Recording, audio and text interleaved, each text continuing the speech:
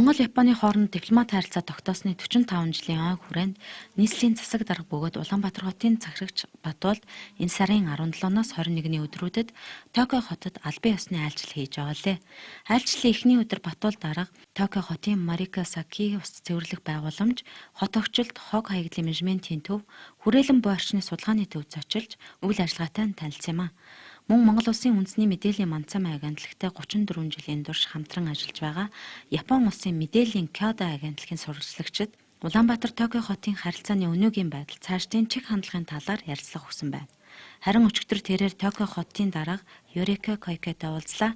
Хатагтай Юрико Койке Улаанбаатар хотын захирагчийг Токио хотод айлчилж буй талархал илэрхийлээд тавтаа морилохыг хүссэн юм. Ноён Батуул цаг зав гарган хүлээн авч уулзсан Токио хотын даргад талархал илэрхийлээд бид зүүн хойд Азийн бүс нутаг дахь хотуудын харилцаа хамтын ажиллагааг өргөжүүлэхэд идэвхтэй хум нэмрээ оруулахыг зорж зүүн хойд Азийн хотуудын дарга нарын форумыг 2014 оноос хойш жил бүр зохион байгуулж байна.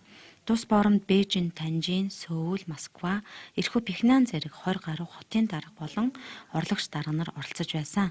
Энэ жилийн форумд Токио хотын захиргааны төлөөлөл оролцсон хэмээн найдаж байна гэд Токио хотын даргаыг тааламжтай үедээ Улаанбаатар хотод айлчлахыг урьлаа. Хатагтай Юрико Койке Улаанбаатар хот хөгжиж байгаа хот, тийм учраас дэлхийн томоохон хотуудын адил тулгамдсан олон асуудал бий. Цаашид Улаанбаатар хоттой хамтран ажиллах болсондоо таатай байна.